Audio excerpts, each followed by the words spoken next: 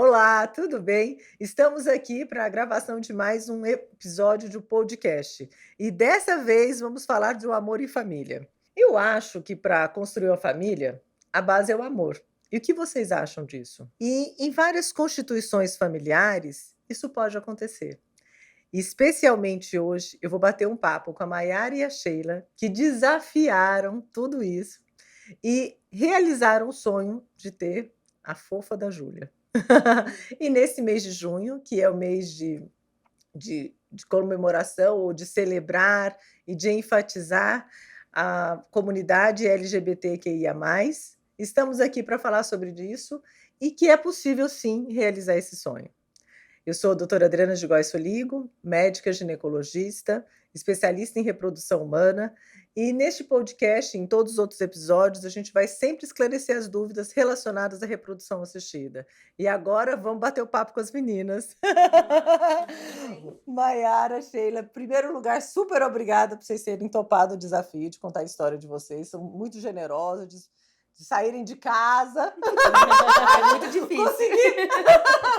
Consegui deixar a Júlia um pouquinho. Exatamente. A gente aproveita esses momentos para ter os nossos momentos também, né? A gente já marca algumas coisas depois do compromisso. Aproveita a hora livre. Já aproveita o dia livre. Mas a gente agradece aí o convite. Agradecemos, a gente ficou super felizes, honradas. E é uma delícia estar aqui também. E a gente vai compartilhar, eu tenho certeza que a história de vocês vai inspirar muita gente. Que nesse contexto que a gente precisa de um outro gameta, gera um tanto de dúvida, insegurança, como é que será que vai ser viável esse processo, tudo isso.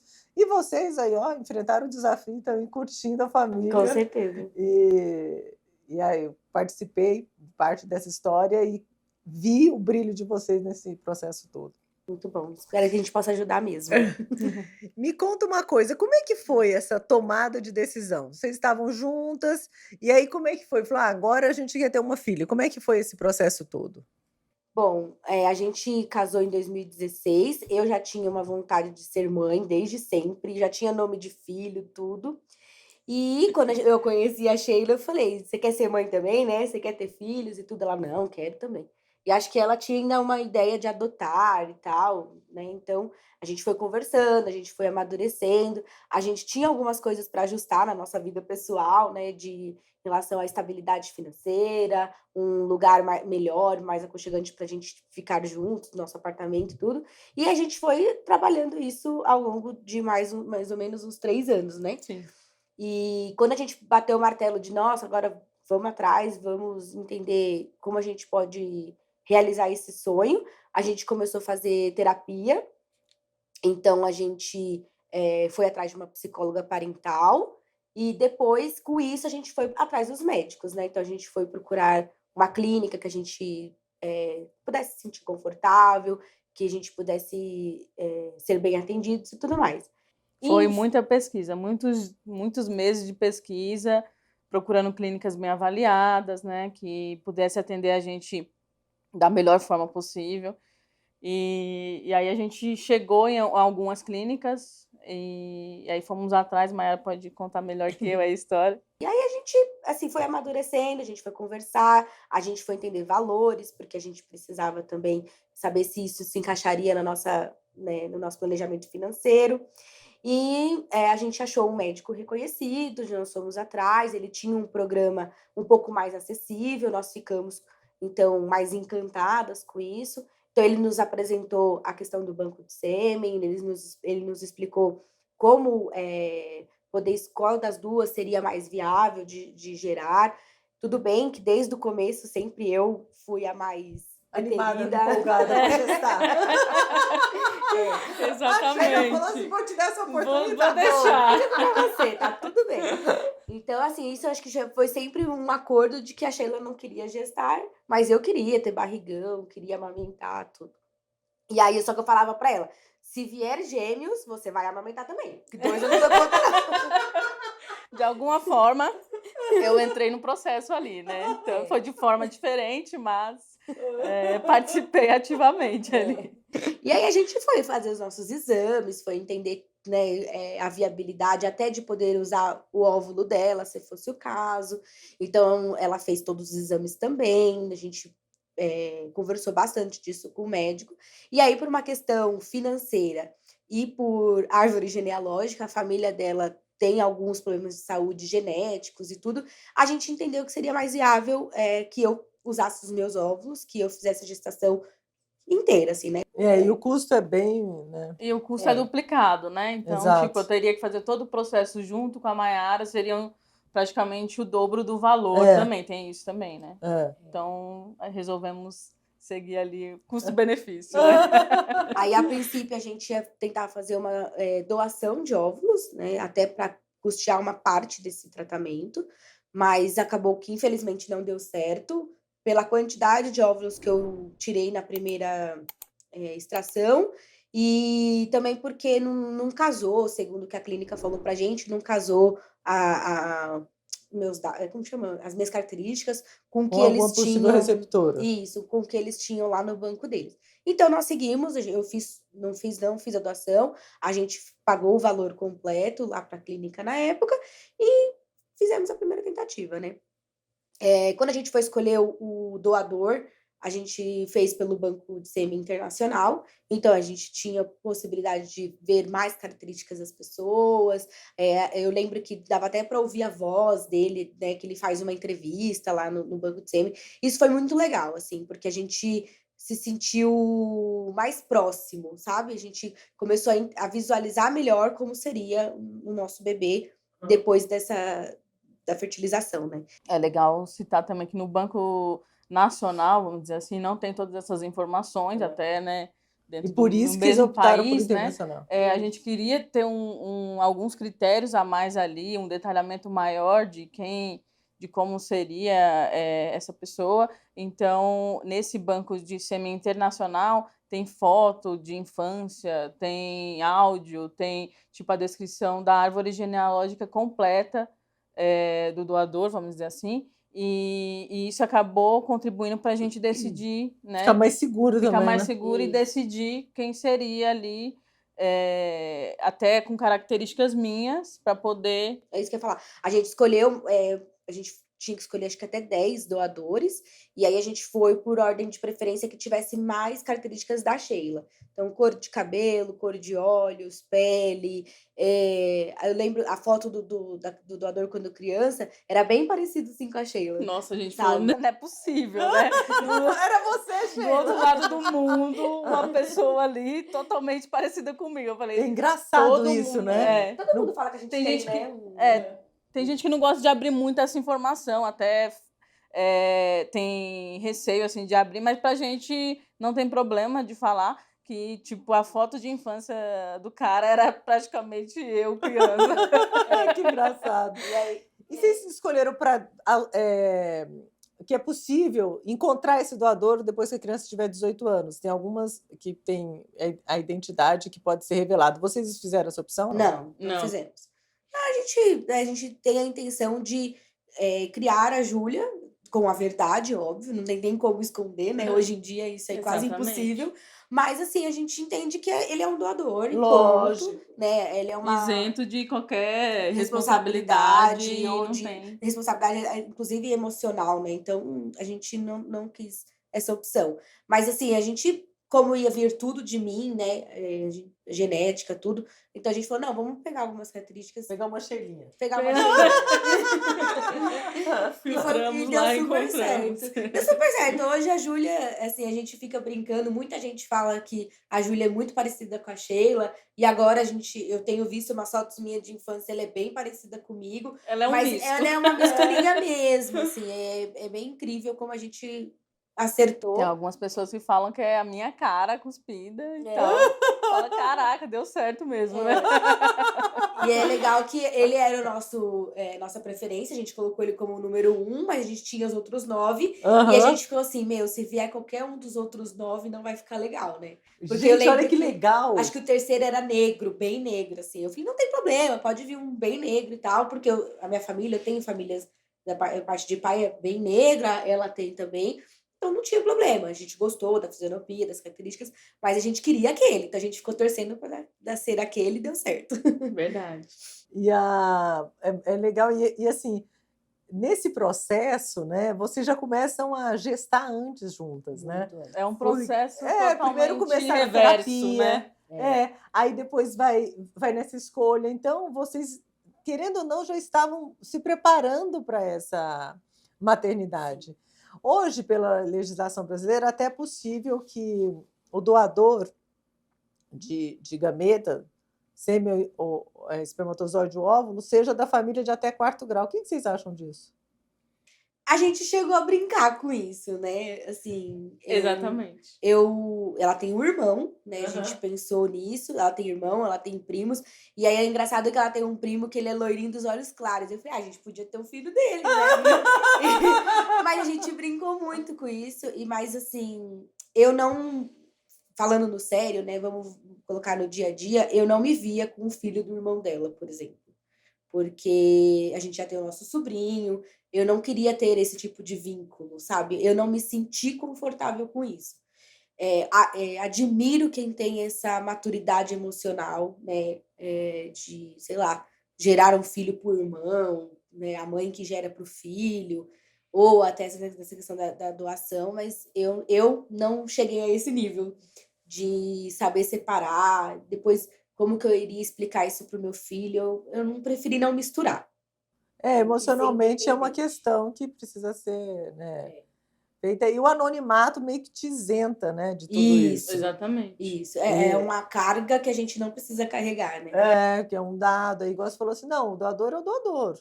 Né? E aí, quando é esse familiar, ele pode querer ser muito mais do que Muito isso. mais que próximo. isso. E até a pessoa, a gente não sabe, não é só a sua maturidade, nem da Sheila, é da própria pessoa. Exatamente. Mas para Exatamente. fazer esse tipo de doação também é feita uma avaliação psicológica de todos os envolvidos. E se, por exemplo, se o doador de óvulo ou de gameta seja ele óvulo ou espermatozoide, tiver uma relação estável ou tiver filhos, todos eles entram na terapia para ver se aceita essa questão. Então, não adianta só a pessoa decidir. Então, a parceria precisa aceitar e os filhos também precisam ser informados desse processo. Especialmente também quando faz cessão temporária de útero, por exemplo, que vai carregar o filho de um outro casal, pode ser da prima, né?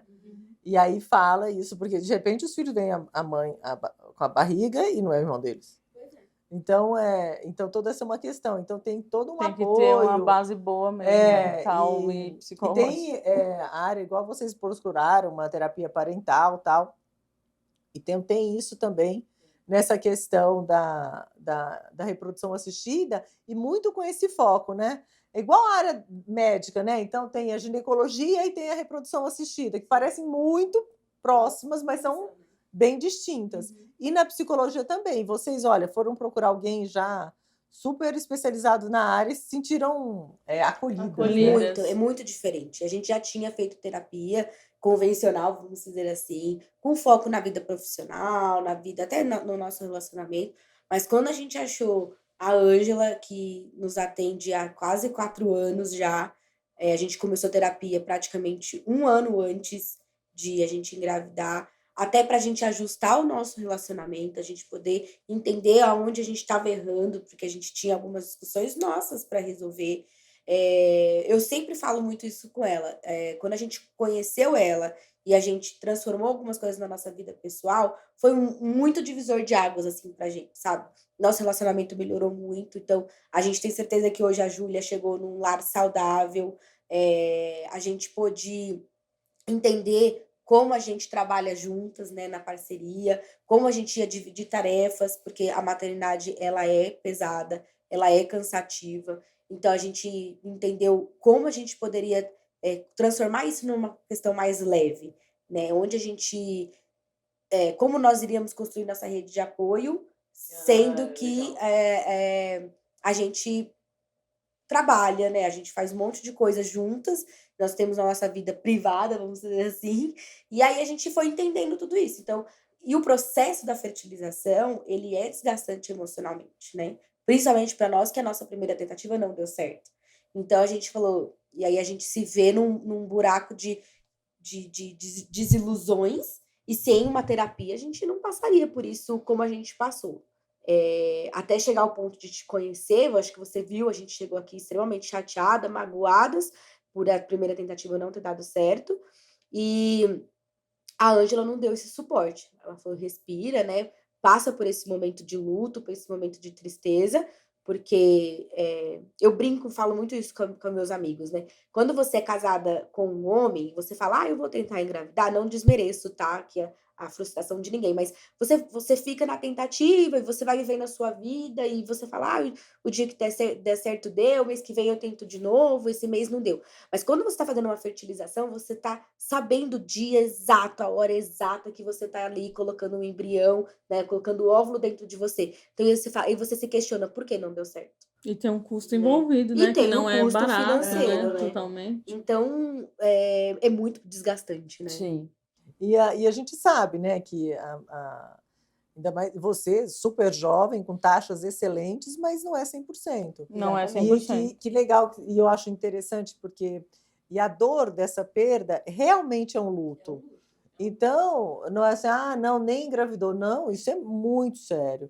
Da mesma forma que positivo beta e perde. Então, essas perdas, elas acontecem. E a própria menstruação é uma perda mensal, né? Para quem está tentando engravidar. Exatamente. E eu acho super importante a palavra que você falou, a rede de apoio e vivenciar esse luto. Porque quando vocês digeriram esse processo, vocês criaram forças para fazer uma segunda tentativa. E não desistir. Porque não dá para desistir, né?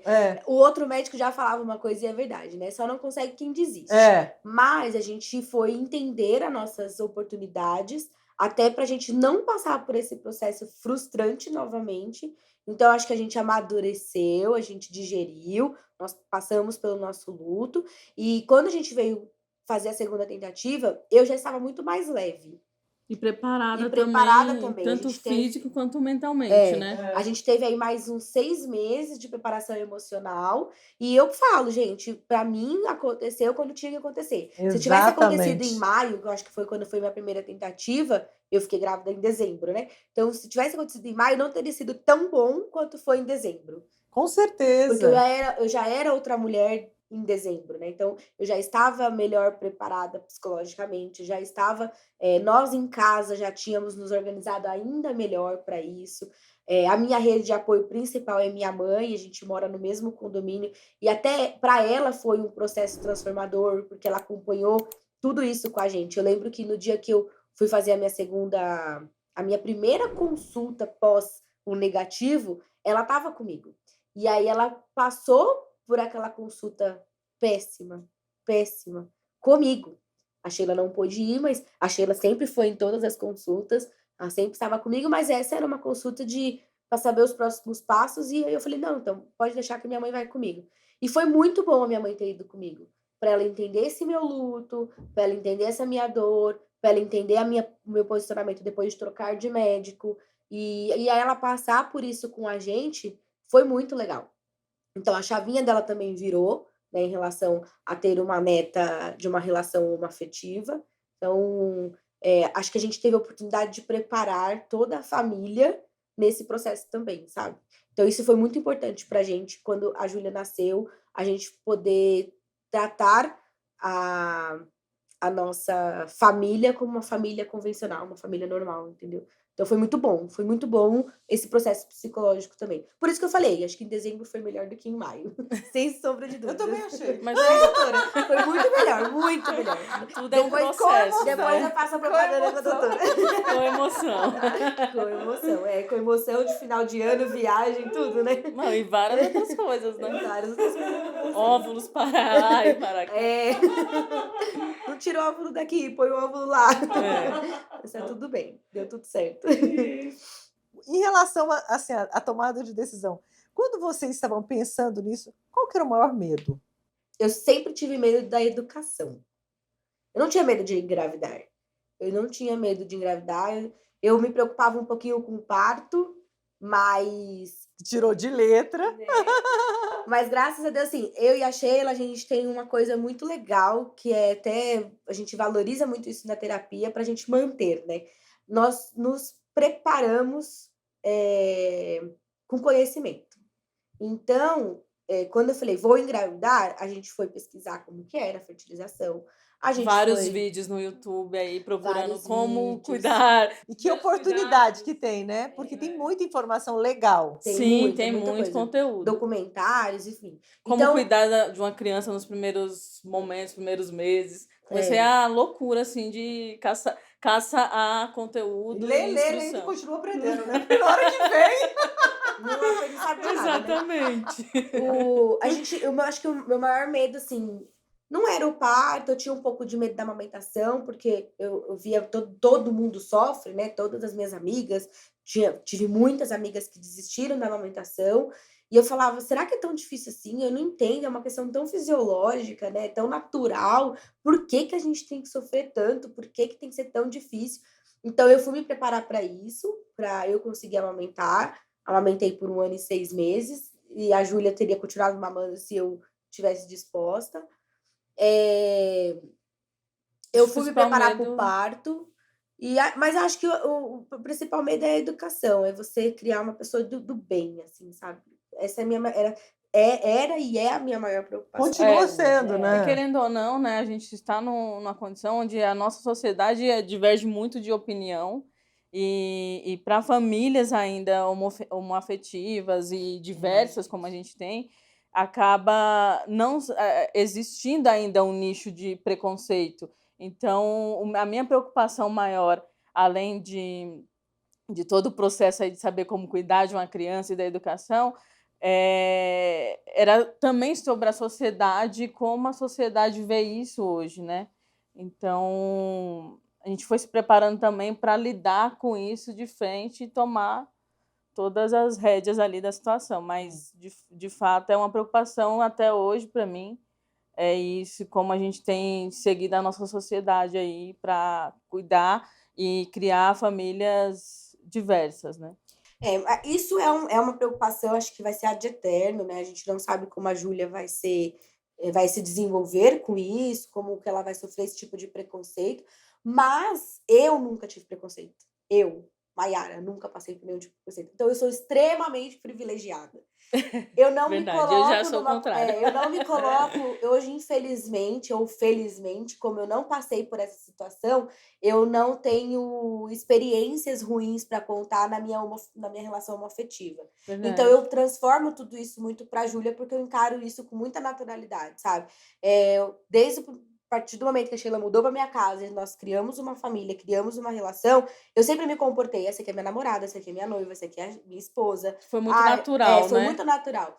Eu trabalho numa empresa que é fantástica quanto a isso, então também nunca tive nenhum Olha tipo que de legal escutar preconceito. isso. É uma Verdade. empresa, assim, nesse setor ela é boa em muitas coisas, né, mas no ramo diversidade ela tem criado muitas frentes, então eu atuei na frente de diversidade para falar do LGBT também, só que, a gente tem outras, né, outras oportunidades de melhoria lá, mas eu nunca tive preconceito.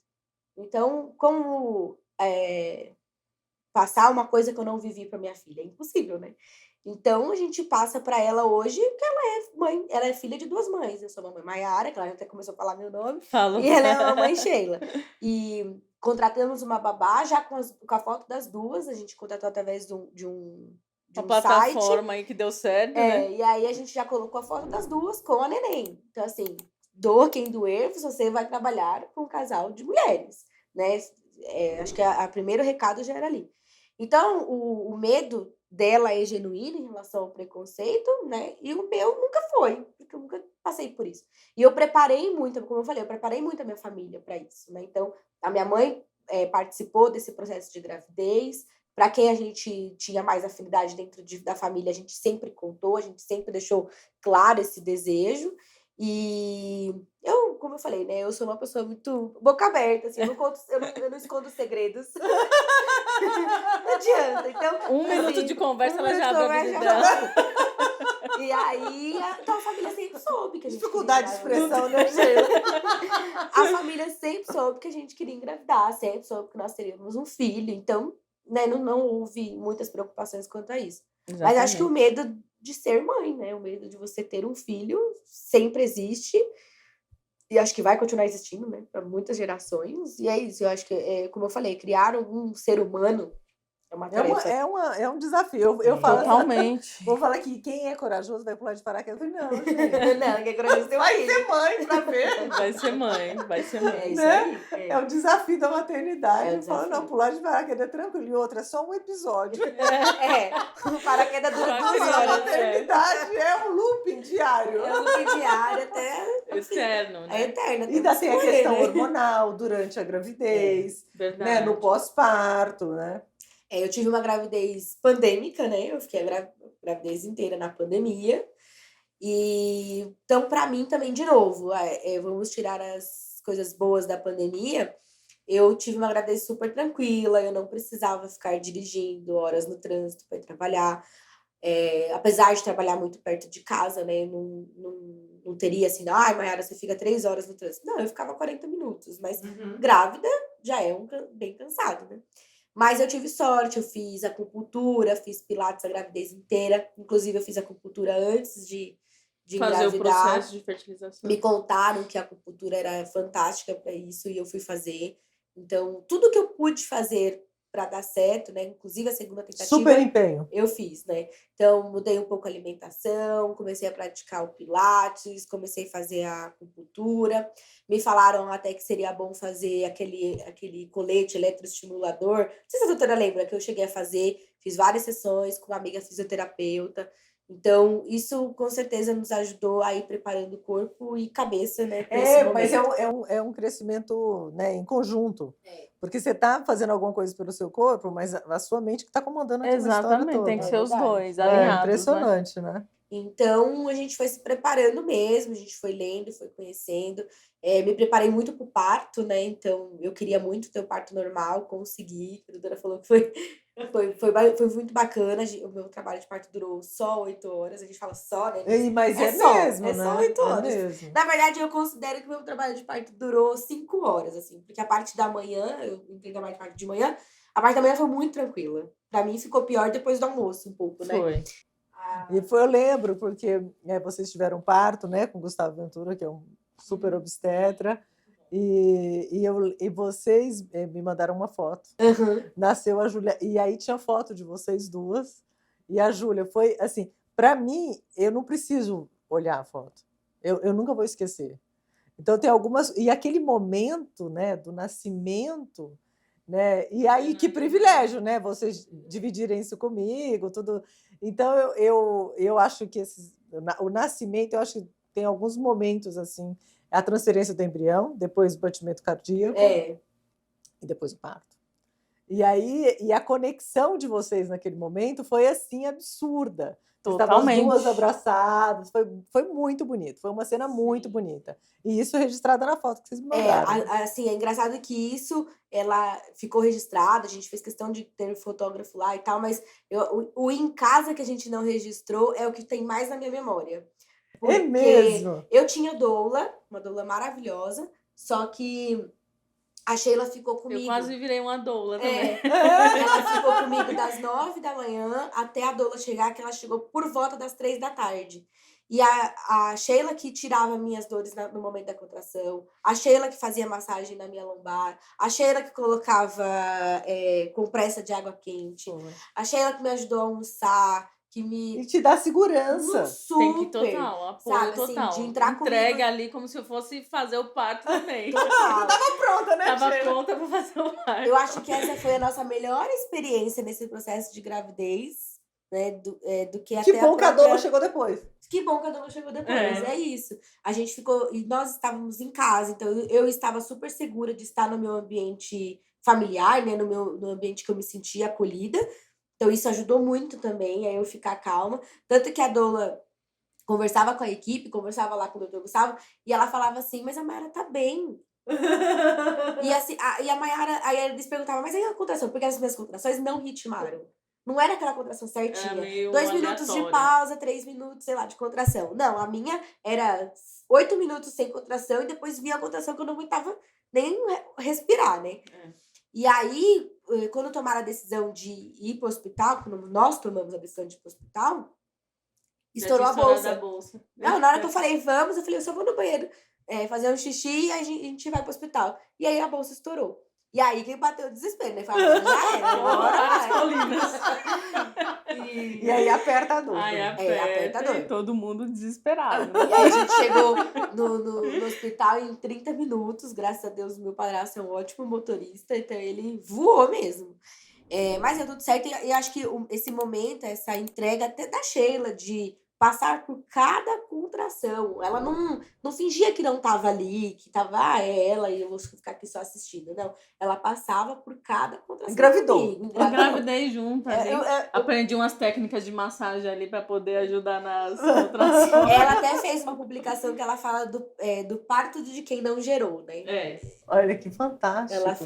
Ela fez um relato de parto de quem não gerou. Eu fiz o meu relato de parto e ela fez o dela, e acho que isso foi totalmente emocionante. Se É, eu falar bem que legal. eu vou chorar, até porque eu sou mais manteiga derretida que a Mayara, mas realmente eu me entreguei totalmente para aquele momento, como se fizesse parte ali também do parto mesmo, né? Da geração da Juju.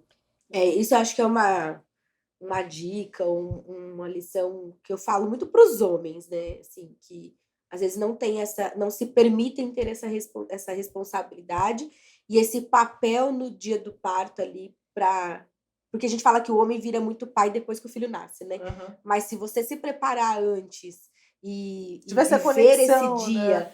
com a sua esposa, com a sua companheira, enfim, e tivesse a conexão, é transformador. E eu me senti muito acolhida durante a minha gravidez toda. A Sheila foi maravilhosa, a minha mãe também. Minha gravidez foi muito tranquila. Eu tive alguns precalços no finalzinho da gravidez, com sangramento, com uma dor na bacia. Mas que, nossa, por ter a equipe que eu pude ter, graças a Deus, eu fiz fisioterapia, fiz quiropraxia, mantive a acupuntura. Você se cuidou o tempo todo. O tempo Totalmente. todo. E vocês se assim, cuidaram juntas, Uhum. porque... E a gente fala muito de investimento financeiro, que a gente sabe que é uma coisa que pesa bastante, tanto para engravidar, para fazer a fertilização, quanto para manter essa gravidez, Uhum. né? E, gente, hoje eu posso falar com propriedade, né? Enxoval, carrinho de bebê caro, roupinha de marca, não sei o quê, não paga uma boa equipe médica, sabe? Eu trocaria tudo. Muitas coisas que eu fiz de enxoval, eu tive condições de ter tudo, mas se eu tivesse que escolher, com certeza hoje eu escolheria a equipe médica que eu tive. Porque é ao invés de essencial, tudo né? isso. É essencial. A Júlia nasceu com muita saúde, nasceu super bem. Eu tive um pós-parto muito tranquilo, eu tive uma gravidez tranquila e eu estava extremamente segura com a equipe que a gente escolheu, né? Então, tanto você que me deu essa segurança de, no momento certo, fazer a coisa certa, porque lembra que eu cheguei aqui falando, não vou tentar esse ano, esse ano eu não vou engravidar mais, eu não quero mais, mas você falou, não, Mayara, vamos com calma, vamos entender, vamos te conhecer, vou fazer seus exames de novo e a gente vai vendo. E aí eu lembro no dia que você falou assim pra mim, Mayara, você está linda, você está maravilhosa. Você tem que colocar esse embrião agora. Aí eu olhei pra sua cara e falei assim, sério, doutora? Você tá maravilhosa, seu útero tá perfeito. Por que você não quer tentar agora? Aí você falava, não, mas se você não quiser, tudo bem. A gente tenta. Mas olha, seu útero tá lindo. Tá pronto para receber. Então, Tava chamando já. Vem Júlia, né? E aí, começa com você nesse processo de fertilização. Acho que dá o acolhimento, entender o nosso momento de frustração, acolher da maneira correta, no sentido de não apressar nenhum passo, de não colocar ansiedade onde não deveria colocar. Isso é muito legal, porque quando você passa por esse procedimento todo, que já não é fácil, e o médico ainda te pilha, a sua frustração de repente não dar certo de novo é muito maior, porque você tá pilhada. Você tá pilhada, você tá... Então, assim, aqui com você era uma consulta de cada vez, veio o beta positivo. Tanto que eu lembro que no dia do beta positivo, eu deitei no sofá da sala e eu não tava acreditando que tinha dado certo. E eu falava assim pra mim, não, eu vou esperar a doutora Adriana me falar, eu vou esperar a doutora Adriana me confirmar, porque eu não quero criar expectativas, né? Então, e eu lembro que eu tava deitada assim, você super animada no WhatsApp, deu certo! Seu bebê tá super alto! Aí minha mãe falou assim, o que ela falou? O que ela falou? Eu falei, ela falou que deu certo! Então, acho que é um momento que a gente precisa realmente de segurança, assim, sabe? E se tiveram alguma dificuldade na hora de registrar? Aí ficou comigo essa responsabilidade. Foi super tranquilo, não tive nenhum tipo de questionamento Ou constrangimento. ou constrangimento. No hospital que a gente foi, totalmente acolhedora ali também. Então, só cheguei lá com as papeladas, porque existe também toda uma papelada que você precisa apresentar do processo de fertilização que eu participei junto com a Mayara. Tem que estar constando isso também. É uma coisa que a gente não gostou muito, foi que exige-se que nós sejamos casadas. No papel. Sim, a gente precisa ser registrada no cartório ali como casada. Porque... Para registrar a Pra criança? registrar. Então, a gente precisa de 2 documentos fundamentais, que é a nossa certidão de casamento, que a gente não tinha. A gente casou em 2016, mas nós fizemos uma cerimônia íntima e não teve o civil, não teve a parte civil. E aí, a gente descobriu que a gente precisava também do certificado lá da clínica de que eu fiz uma fertilização. Exatamente. E aí a gente se questiona, né, hoje em dia, poxa, mas um homem e uma mulher não precisam ter... Não precisa nem ser casados, né, pra O registrar. cara pode chegar ali dentro do hospital e falar assim, que esse é é o meu pai, filho, e vai lá e registra. Ninguém Então, pergunta quem é sua esposa, né? Exatamente. Esse é o único ponto, assim, que eu vi, tipo, que a burocracia vem antes de registrar. Porque eu cheguei lá, a mulher, na verdade, nem olhou muito ali os papéis e registrou. Mas quando você vai ver quais são as papeladas que precisa, tem tudo isso. Tem que estar casada, tem que ter essa declaração de que foi feito o processo de fertilização. Esse é a burocracia, Formalizar essa essa formalização, para formalizar. Todo esse processo de filiação tem na gravidez de casal homoafetivo e também tem em caso de cessão temporária de útero, que é acidente também. Então, a gente faz essa documentação durante o processo de fertilização e precisa desse documento para poder efetivamente registrar a criança e evitar qualquer equívoco. Meninas, quando vocês foram buscar uma clínica, algum lugar que acolhesse esse sonho de vocês, foi um pouco mais difícil? Teve algum critério a mais pelo fato de ser um casal homoafetivo? Bom, a priori não. A gente foi procurar uma clínica de fertilização e aí na minha cabeça já era subentendido que eles teriam todos os cenários, né? Casais héteros, mulheres solos ou casais homoafetivos. Então eu não, para a clínica de fertilização eu não tive esse pensamento.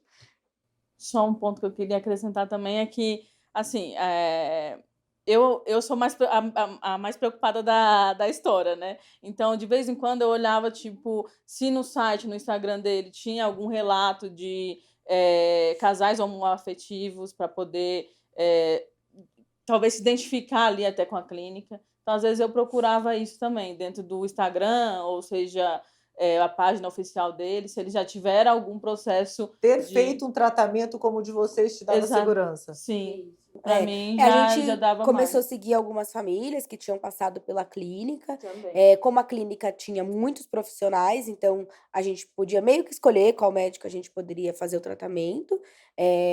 Esses casais que a gente acompanha não fizeram com o médico que a gente escolheu, fizeram com uma outra médica da clínica, mas tá tudo ali dentro da clínica, a gente entende que o nome é o mesmo, né?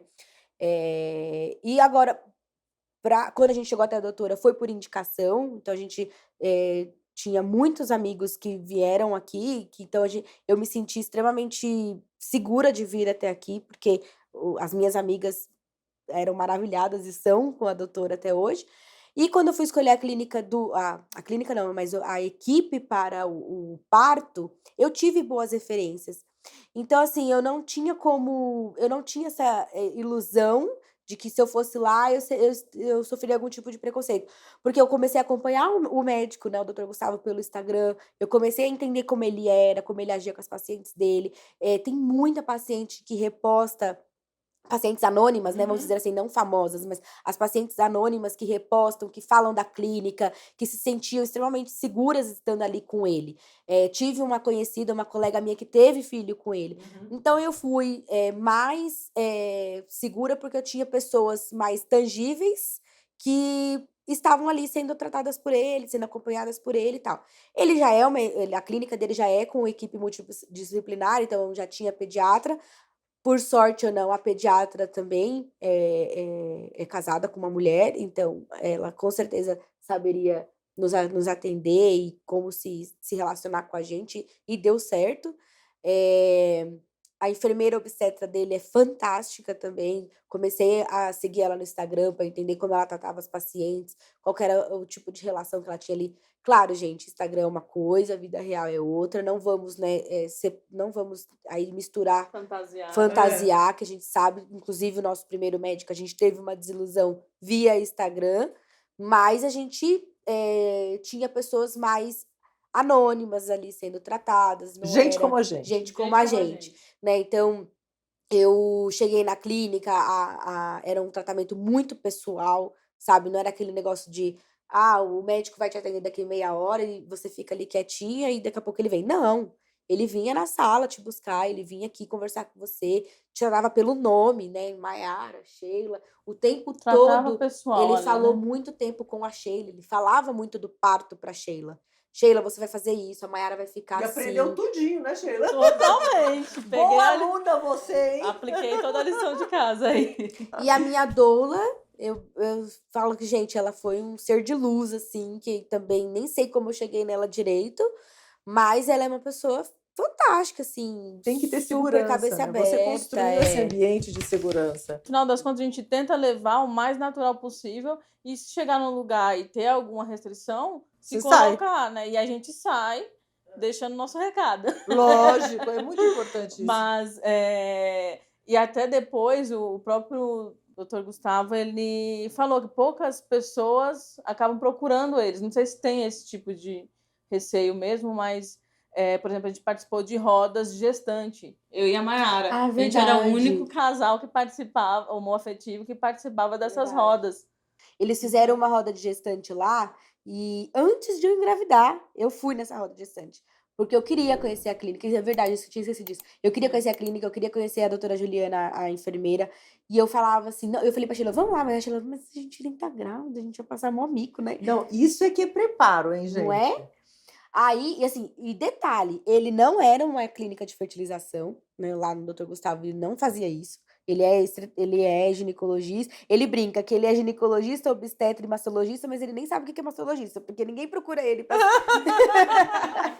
E aí, a gente foi nessa roda, e aí todo mundo tinha que se apresentar, né, não tinha tanta gente assim, mas você via tudo casais héteros, grávidos, e a gente ali, nem sabendo quando ia engravidar. tentantes, É, tentantes. tentantes. Aí eu tô assim, eu sou tentante, mas eu nem comecei a tentar ainda, tá, gente? Só pra E aí eles ficaram super felizes da gente estar ali, nos atenderam super bem, tiraram todas as nossas dúvidas, e quando o doutor Gustavo de fato passou a ser nosso médico, ele falou: "Eu preciso de mais gente como vocês aqui, porque as pessoas têm, medo, né, têm medo, têm, Exatamente, foi eu isso preciso mesmo. dar visibilidade". Então ele tratou a gente muito bem, mas é porque ele gosta do que ele faz, né, então Lógico. assim como a doutora aqui mesmo também nunca tive, na nossa primeira conversa, inclusive acho que veio até minha mãe, né, e a doutora, atendeu a gente super bem também, tirou todas as nossas dúvidas. Então, felizmente, eu não tenho esse tipo de preocupação mesmo, assim, porque, acho que o respeito vem muito, daquilo que eu sei o que eu quero, né. Então, se em algum momento algum médico, alguma equipe nos destratar e não for aquilo que a gente espera, independente do motivo, a gente sai e não volta, como aconteceu na primeira vez que a gente tentou a fertilização. Não me senti respeitada por ser mulher, não por ser uma relação homoafetiva, mas por ser mulher, eu não me senti respeitada e não voltei, Uhum. né. Deixei o meu recado, como ela falou, deixamos a nossa marca, mas eu não voltei. Então, eu não tenho mesmo essa preocupação, assim. Inclusive a gente foi recentemente até fazer uma consulta de oftalmo com a Júlia, nós fomos nós 2, né, pra gente fazer aquela consulta de rotina, e eu procurei simplesmente uma oftalmologista pediátrica, ponto.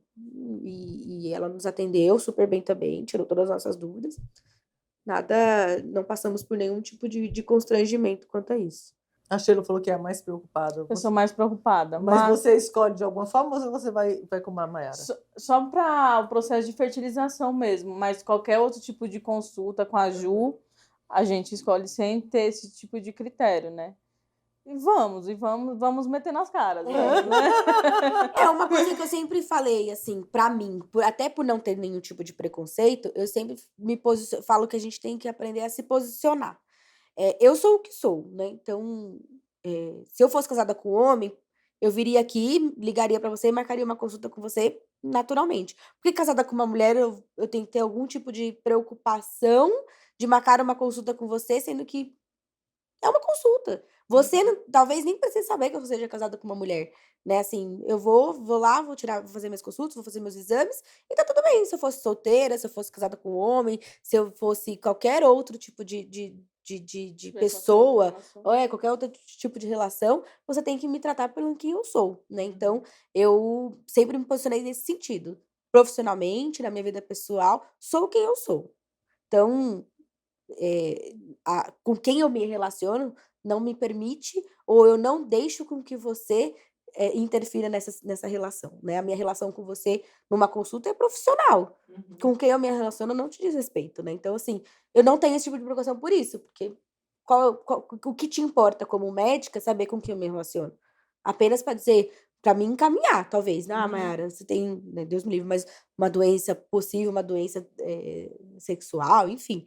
A gente tem que saber onde a gente se coloca, independente da nossa relação afetiva, né.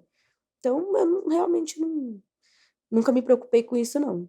Independe da posição. Sexual é a questão, né, do gênero, tal, é efetivamente ser tratado como um ser humano e respeitado. E para as pessoas que estão nesse desafio e muitos casais homoafetivos têm um grande receio de tudo isso. Como é que você, lógico que a história de vocês é absolutamente inspiradora, né? E é legal, porque assim, ela foi elaborada, vocês se prepararam, teve uma frustração, já teve uma transferência sem sucesso, depois. Então foram alguns percalços. Então não são só flores, né, nesse processo todo. Eu queria que vocês falassem para outras mulheres que estão escutando vocês, como é que é essa história toda, quais as preocupações que devem ter e, claro, né, aqui o incentivo nosso é para não desistir do sonho, né? Verdade, Pode totalmente. falar você. Bom, o que eu gostaria de falar é que se tá com medo, vai com medo mesmo. Porque Essa é boa, Sheila. eu sou, como eu falei, eu sou a pessoa preocupada, mas coloque acima de tudo o seu desejo, o seu sonho de conquistar e formar uma família, né? E de ter alguém para cuidar mais ali, de fato, conseguir exercer esse papel. Então, vá com medo, vá atrás, procure informação, não deixe de ir atrás desse sonho, mesmo que ele demore para ser realizado. É isso que eu queria falar. Poxa, adorei, adorei. Vai com medo mesmo. E outra, quantas vezes, se a gente for barrado pelo medo, gente, a gente não faz várias coisas na vida, né? Nem uma Esse momento faculdade, né? ideal, dessa coisa ideal. Ai, não sei se é a hora. Eu falei, gente, mas não vai chegar, não. Exatamente. E às vezes você coloca tanto medo, quando chega lá não é nada daquilo que você colocou na cabeça. Então, é isso, enfrente os seus medos. Eu concordo com a Sheila, assim, só para acrescentar a questão de buscar conhecimento, né, informação. Eu sempre fui uma pessoa que as pessoas falassem para mim: "Ah, eu não conheço, não dá para fazer". Então você conhece, aí quem sabe você consiga fazer. Então, acho que a gente se preparar psicologicamente, isso influencia muito, buscar um profissional mesmo para te ajudar nesse preparo emocional. Isso ajuda muito a gente entender quais são os nossos limites, né, e aprender como ultrapassar esses limites, porque acho que o medo é um limitador, mas quando você busca uma ajuda profissional, quando você tem ali uma pessoa, engajada a derrubar essa barreira, isso ajuda muito em qualquer sonho, qualquer sonho. Então, eu acho que é buscar informação, é conhecer os seus limites, conhecer o porquê que você está com esse medo. A maternidade, ela sempre vai dar medo, é um desafio diário, ad eterno. Seu filho vai ter 50 anos, você vai estar lá velhinha, mas você vai ter medo de alguma coisa acontecer com o seu filho. Então, eu acho que conhecimento é a base de qualquer coisa, principalmente na fertilização. É você conhecer seu corpo, você conhecer o seu profissional, o seu médico, você conhecer a equipe que você está se entregando de fato. E acho que não se permitir desistir na primeira frustração. Porque quando a gente se permite desistir, quando a gente fala assim, eu não sou capaz de realizar esse sonho, a gente elimina tudo aquilo que a gente fez. E isso é muito triste, porque não é do dia para a noite e é uma caminhada. Eu falo que são degraus, né? Então a gente sobe muitos degraus até chegar ao primeiro negativo, o segundo negativo. E aí quando você fala desisto, você tirou todos aqueles degraus. Você subiu. Você acabou com seus degraus, né? Aí é como se eu tivesse que você começar tudo de novo. E não é. Na minha segunda tentativa, eu não comecei tudo de novo. Na minha segunda tentativa, eu praticamente comecei da onde eu parei. Naquele degrauzinho que eu tava ali paradinha. Só faltava um. Só faltava um. Naquele degrauzinho que eu tava paradinha, eu subi o próximo, que foi o meu positivo. Então, não desista. Acho que dói, é dolorido, o processo é cansativo, é estressante, é dolorido de novo, porque vai doer mesmo, dói fisicamente. Você fazer 1001 ultrassons, né? Não é fácil. Você passar por picadinhas na barriga também não é fácil. Mas vale muito a pena. Vale muito a pena. A Juju tá aí pra contar a história do quanto vale a pena. E o olhar e o sorriso de você já fala tudo. Vale muito a pena. Mesmo que quem esteja vendo vocês só agora, porque eu tenho aquela imagem do parto. Impressionante. E aí, legal que o parto, eu cheguei lá falando, ai, tira, Júlia, nasce logo, não sei o quê. Eu tava com muita dor. Nossa. E aí, a Júlia nasceu. Aí, eu virei pra Sheila e falei assim, foi legal, né? Eu morrendo, eu ali, eu sofrendo, porque realmente é desesperador. A Mara, nossa, que bom, que Foi muito legal. lindo, maravilhoso. Eu falei, meu Deus do céu. E tem essa foto, é legal que tem essa foto. Tem uma foto dali eu fazendo muita força pra ela nascer, e aí a Sheila pega ela, porque eu não quis pegar, ela que pegou. E aí, quando a Sheila pega a Júlia e vem me dar um beijo, eu falei pra ela, foi legal, né? Eu fiquei assim, vamos de novo? Tá valendo o processo. Isso aí, vamos de novo. Vamos de novo? No meu relato de parto, eu falei que é igual montanha-russa. Você tá ali na fila com aquele medo que não sei o quê. Você fala, ai, não vou, ai, vou, não vou, mas é muito alto. Ai, dá muito looping. Ai, não vou. Aí você fala, não, tá bom, eu vou. Aí você vai de olho fechado, e daqui a pouco você abre um pouquinho. Aí começa os loopings, não sei o quê. Aí quando a montanha-russa acaba, você fala, vamos de novo? É igualzinho. Definição do trabalho de parto. É igualzinho. Foi muito bom. Acho que é isso que a gente tem pra falar. Se quiserem conhecer mais a gente, depois da Adriana, pode passar aí os... Não, você mesmo. Fala, já quero agradecer vocês terem participado. Eu quero escutar mais e quero seguir vocês também, que agora vocês estão falando um pouco da jornada de vocês. E fala pra gente as redes sociais pra gente poder seguir também. Tá bom. O meu é Maiara, com Y, B Melo, no Instagram. Da Sheila. É Sheila S. Silva. E nós hoje temos um Instagram de construção, mas que a gente está construindo, de fato, uma casa e construindo aí uma relação com as redes sociais. A gente está querendo mostrar um pouquinho do nosso dia a dia, falar um pouco da nossa relação. Hoje mesmo a gente colocou que nós iríamos aqui gravar com você e acho que isso traz pessoas para perto. Tá sendo um Instagram para falar de uma obra que a gente está fazendo no interior, que nós queremos morar no interior, ter uma vida um pouquinho mais tranquila, um pouco mais de qualidade de vida aí para a Júlia e para nós. E a gente está aprendendo, trocando ideias, trocando informações sobre a obra e tudo. Mas a gente fala um pouquinho da nossa vida também. Algumas viagens, alguns passeios, a gente mostra a Júlia. Então, se quiserem conhecer a gente, esse é o sonho. _casa, _N16. N16. Ai, que lindo. Já gostei da primeira palavra, sonho. Sonho. Eu também sou romântica, viu, Sheila?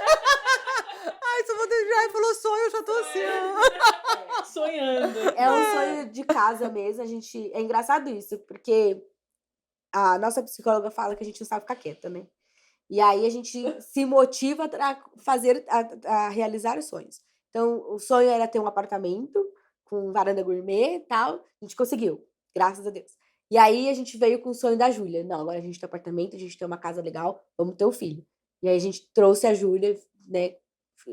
Transformando esse sonho em realidade. E aí, com a pandemia, com tudo, a gente falou: Vamos mudar de vamos novo. construir uma casa. Se tem uma meta, dobra a meta, muda a meta. É tipo A gente falou: vamos construir uma casa. A gente olhou pra cara um do outro, construir uma casa. Vocês estão malucos, né? E aí, a casa tá sendo construída a 4 mãos, que é eu, a Sheila, minha mãe e meu padrasto. E a gente escolheu um condomínio bem bacana no interior. E aí a gente é o nosso sonho. E eu brinco hoje na terapia que eu falo: não, a casa é a nossa linha de chegada. Porque depois disso, cara, Ah, eu não sei, não. zeramos a vida, zeramos. zeramos a vida. Aí vou querer viajar, né? Aí Viajar a gente mais. vai viajar, porque é caro, né, construir e tal. Então a gente falou: depois da casa vai ser uma casa, se Deus quiser, bastante confortável. E aí a gente vai viajar. Aí, beleza, porque zeramos a vida, é uma casa bem legal, não dá pra ficar sonhando muito mais que isso também, não. Vamos ter o pé no Mas a gente chão. não pode deixar de sonhar, de ter Não, não objetivo, né? Eu pode. falo, na vida a gente precisa acordar com objetivo. Isso motiva para tudo, né? Para tudo. Amanhece, pá, objetivo, pronto. Porque senão desanima, né? Vocês não faltam, né? Fica sem Objetivo propósito. Não, não fala. Se não tem, a gente procura, entendeu? A gente caça o objetivo. E não tem propósito, né? Assim, acho que a gente é movido por isso, né? Então, a vida tá confortável, a gente vira e fala: vamos dar uma chacoalhada aí. Que... Depois que a Júlia nasceu, ficou muito fácil. Ai, meninas, eu quero dar de presente para vocês, para as mães que vocês são. Ai, que lindo. Olha Ai, que espero legal. que vocês gostem. Vou abrir já muito pra ver. Muito obrigada. obrigada. Olha que amor. Agradecer a presença de vocês aqui para dividir essa história, generosidade, tudo isso.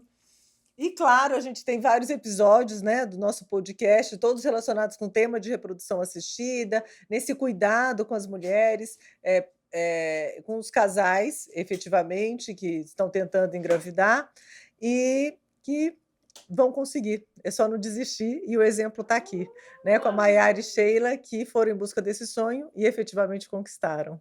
Então, vocês também podem conquistar o sonho, seja em qualquer constituição de familiar. Um grande beijo, até o próximo episódio. Obrigada, pessoal. Tchau, tchau. Obrigada. Tchau, tchau.